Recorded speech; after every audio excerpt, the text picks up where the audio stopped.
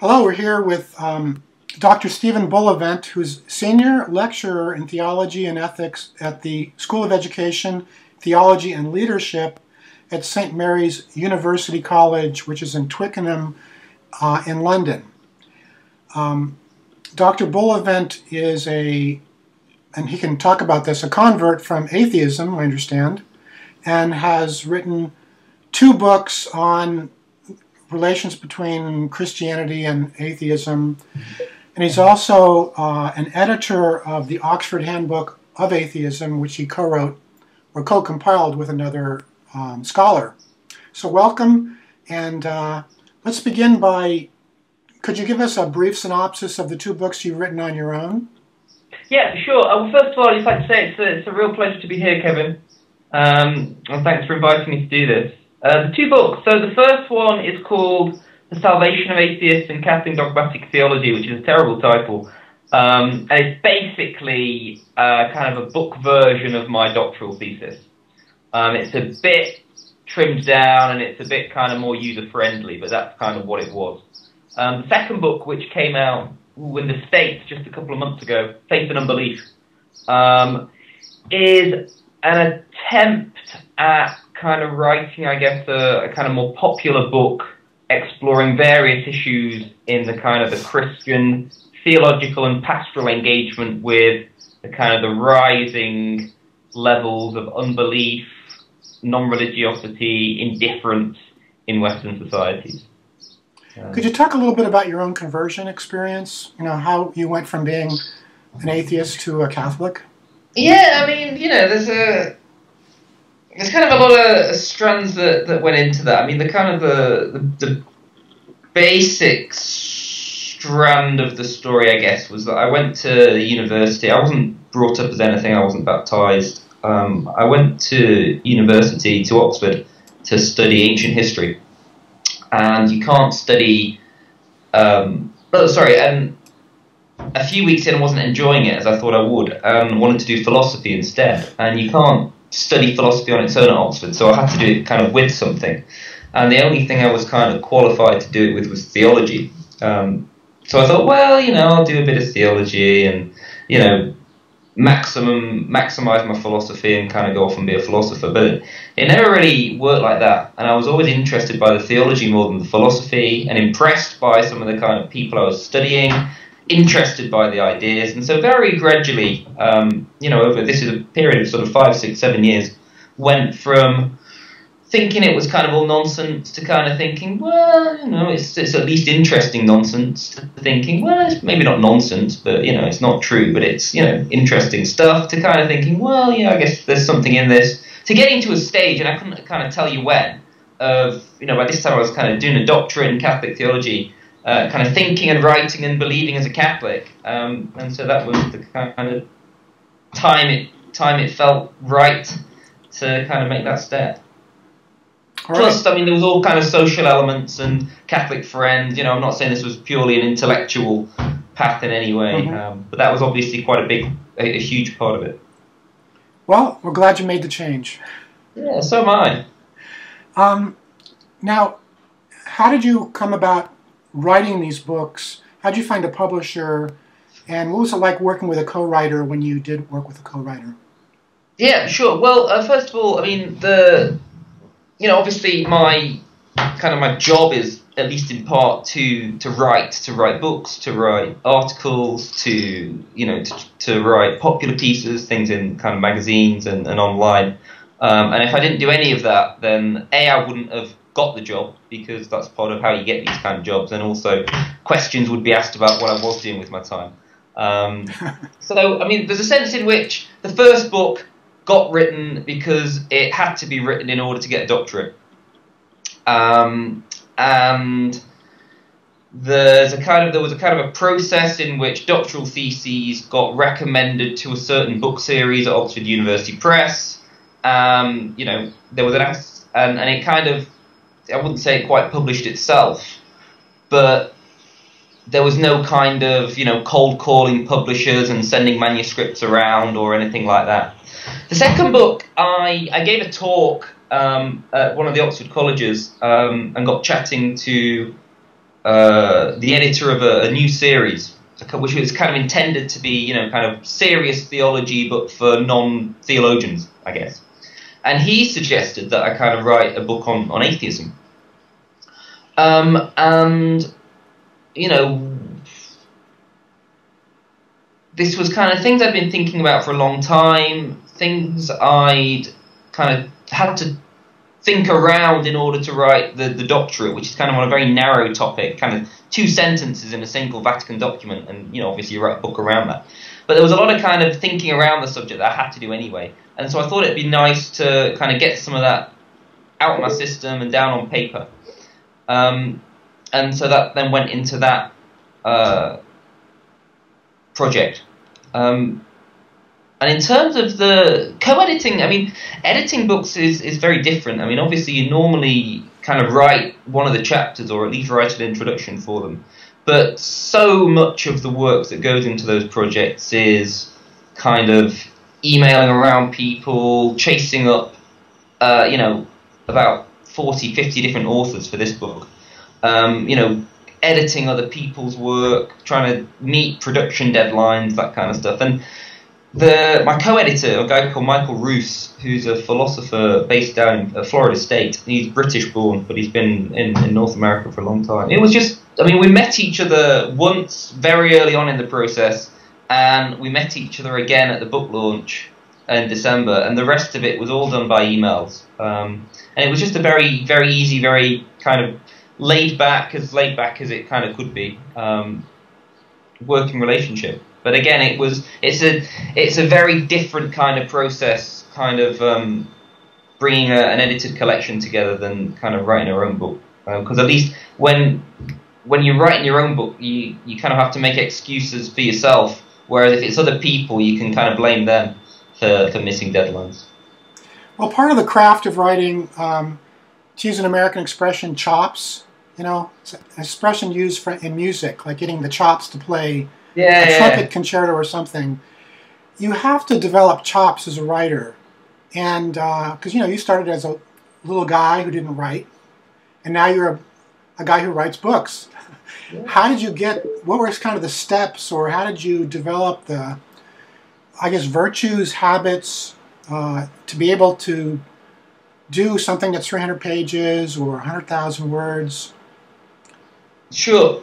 I was thinking about this because obviously I knew I'd have to talk about kind of the writing craft, and it's not something, I think, if I was a novelist, I'd probably think about it a lot more, but obviously, as someone who writes books or articles, then you're quite right, it's still a kind of a craft, and you need to kind of develop those habits and skills and ways of working. And I think the best training I ever had was the tutorial system at my university, where, I mean, there are lectures, and the lecturers are either very good or, not quite so good.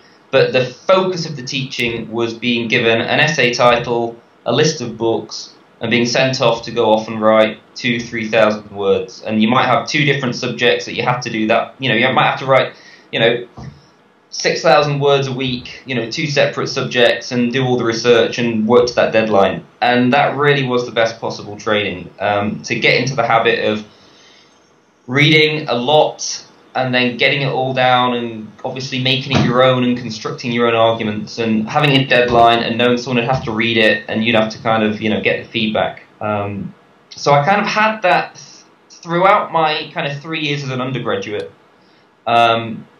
And then a 1-year master's, and then so by the time you've got to write, a 100,000 word book, a doctoral thesis, you still need the discipline to kind of do the research and, get the words down, and, you don't have these kind of weekly deadlines. You've got to do something by the time your money runs out in 3 years' time. But a lot of the kind of the chops, I guess, had been laid down well. Now, in terms of writing subsequent books, and I'm writing one at the minute, writing a doctorate, I basically had 3 years, and in a sense, that was all I had to do. Now it needs to be fitted in around teaching and admin and writing other things, family life, and all kinds of work-related things. So I have to be far more disciplined with my time. I have to try and set aside even a very short amount of time, kind of each day or each week, and kind of force myself to sit down and kind of attend to it. And actually, I think it's really improved my writing. I mean, when I was writing a doctoral thesis, at one stage early on, 500 words would have been a good day's work for me.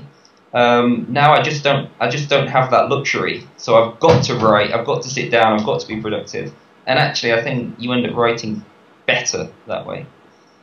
I think a lesson for aspiring writers, and that's kind of what this website's about, is, I mean, you had an ideal situation in the Oxford-Cambridge tutorial system, and most students in the United States, well, probably most students anywhere don't have that.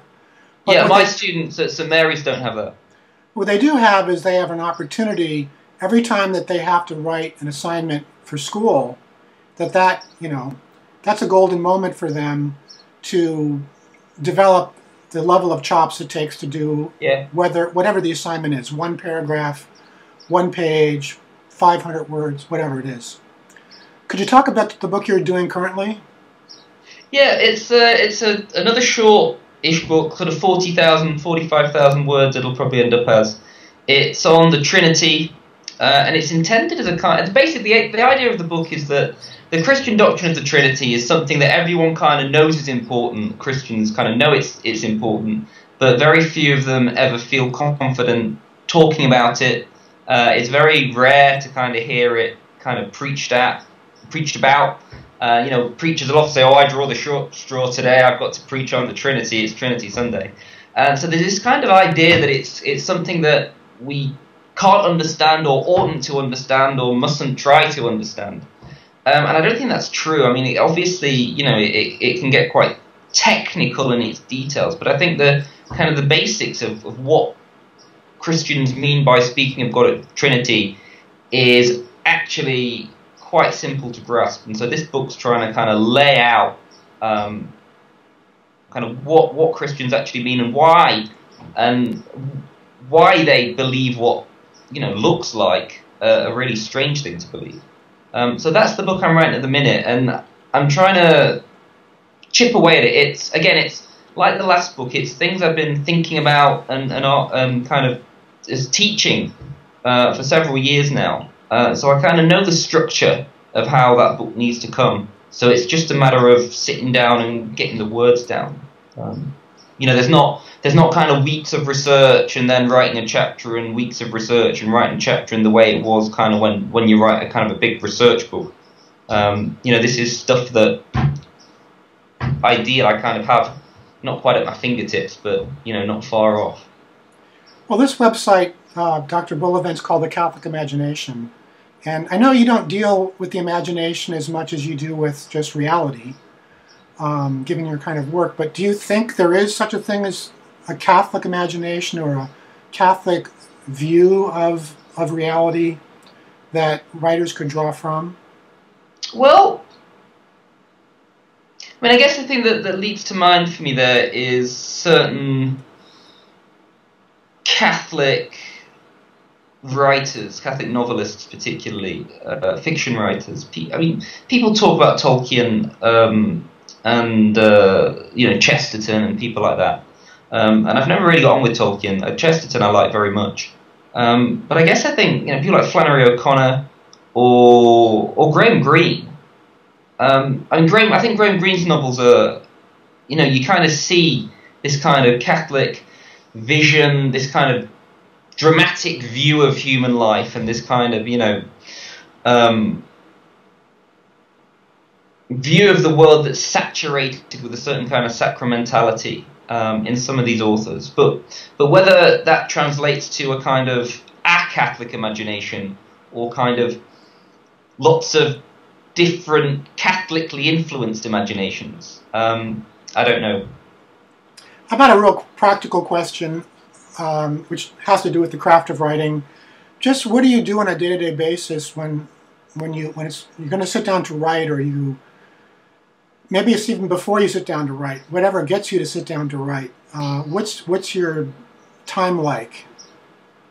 Well, what I'm trying to do with this book, and it's not something I've done before, what I realised with this book is that because of that, I kind of had it in my head, I don't have time to sit down and write a book. You know, I can't kind of block off a whole day or 2 days a week to do it.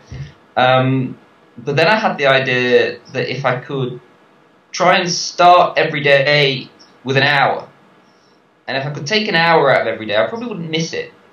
And if I could just sit down, kind of either go to a library that I don't have, you know, Wi-Fi access at, or I can turn the Wi-Fi off up here before, you know, people wake up, and just spend an hour trying to write, and then knowing as soon as that kind of, you know, hour finishes, I have to leave it and go off and do something else.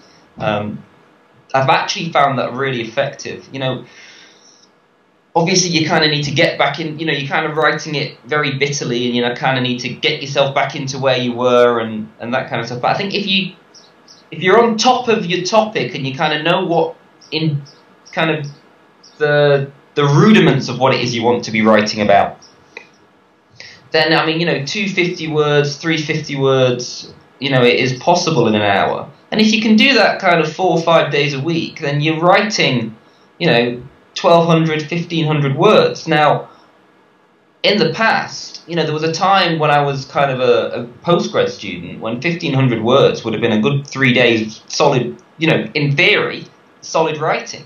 And certainly writing the Faith and Unbelief book, you know, 1,500 words would have been a good, you know, day's work, a very good day's work. So to be able to get that done in kind of 4 hours without really missing it, as long as you have that discipline, is really helpful. And the other thing I'm finding is that sometimes that just doesn't work. But obviously, you know, if you've missed a day or missed a couple of days, well, you've only missed 250, 500 words. It's not like, you know, you're then 2,000 words behind.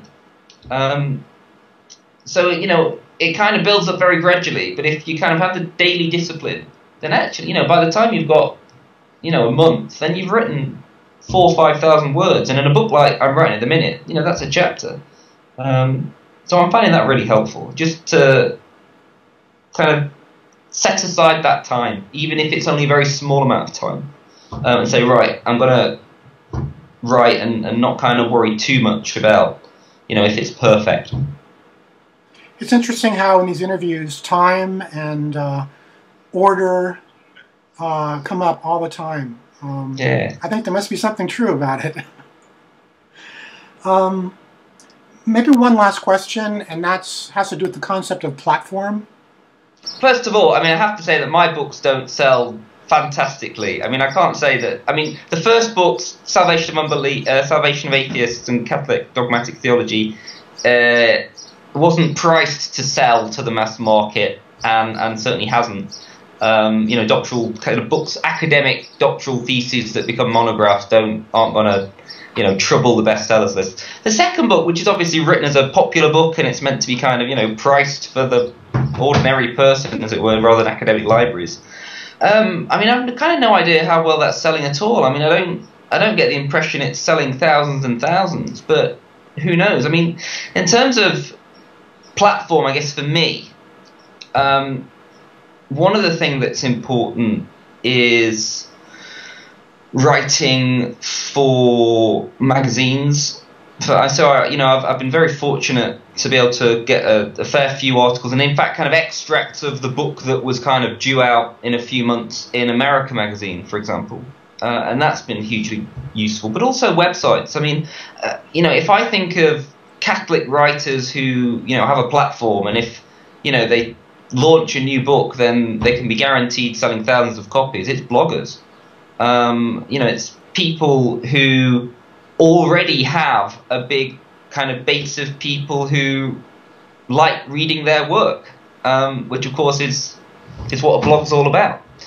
No, I don't have a blog. I don't think I'd be very good at writing one. I don't think I have a kind of specific thing I want to, you know, blog about. But I have been fortunate in writing for some blogs, especially StrangeNotions.com, which is how we met. And this is a blog that thousands of people read. And so in terms of, getting things I write on a particular topic on there, with a kind of a plug for, for those who like this, you might like to try the new book by, then that's really helpful. And obviously, doing interviews on other people's popular blogs and that kind of stuff. It's not, I do get asked to give talks and that kind of stuff, but not hugely. I'm not kind of one of these big American Catholic speakers that I don't think we have them here, but I know you do in the States. I don't exactly do big speaking tours or anything like that. So, the few books I do sell to people who kind of don't know me or aren't kind of, in my specific discipline, I assume are kind of out there through stuff that I'm doing on the internet. That may be your future, or part of your future. Who knows? Yeah. Well, it's been great talking to you, and real pleasure. I'm looking forward to your book on the Trinity. I'm planning on reading it, so I can understand it better. And thank you for your time, and we wish you all the best. Thanks very much, Kevin.